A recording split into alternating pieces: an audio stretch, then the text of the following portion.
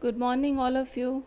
Students, we are doing the chapter Transportation in Plants and Animals, in which we discuss about the transportation in plants, then transportation in animals, circulatory system, and today I am going to explain excretion in animals. Excretion is the process of removal of wastes produced by living organisms. This process is known as excretion. The removal of waste which is produced after different functions in living organism is called excretion.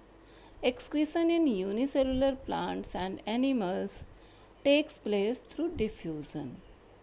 In multicellular organism, as earlier we discussed about it, the process is more complex because there are specific areas, specific organs which perform this function.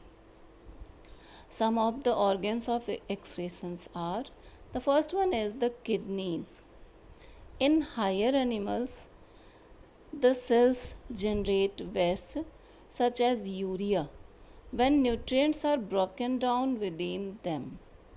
That means when digested food get utilized and the waste produced is in the form of urea, these wastes are toxic and therefore have to be removed from the body.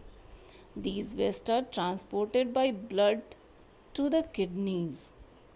The kidneys process the waste and produce urine, and this is passed through the ureters to the urinary bladder and finally removed from the body through the urethra. So you can say that the waste from blood is filtered in our kidneys and the waste is in the form of urine and it is passed through the ureters, that is a tube-like structure, to the urinary bladder and finally removed from the body through the urethra. The undigested food is eliminated during egestion from the anus as fecus. This should not be confused with excretion. This is egestion. Excretion is the removal of waste produced by living organism. So this is the excretory system in human being, having kidneys, ureter, urinary bladder and urethra. Carbon dioxide produced by cells, which are also a waste product and it is produced during respiration, is removed through lungs by exhalation.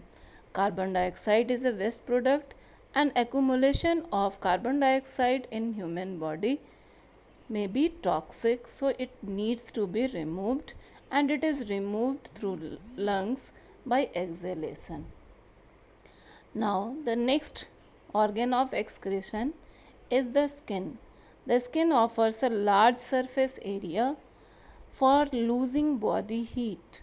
Skin is supplied with a large number of blood capillaries and sweat glands. When there is a rise in temperature, sweat glands get activated and produce sweat. Sweating leads to cooling of the skin due to the evaporation of sweat.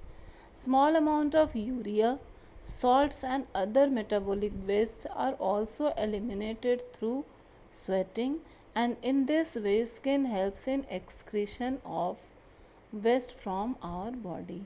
These are the different excretory organs which help in removal of waste from our body, and in this way we have completed the chapter transportation in plants and animal. So that's all students, we will discuss the exercises in next class. Thank you, have a nice day.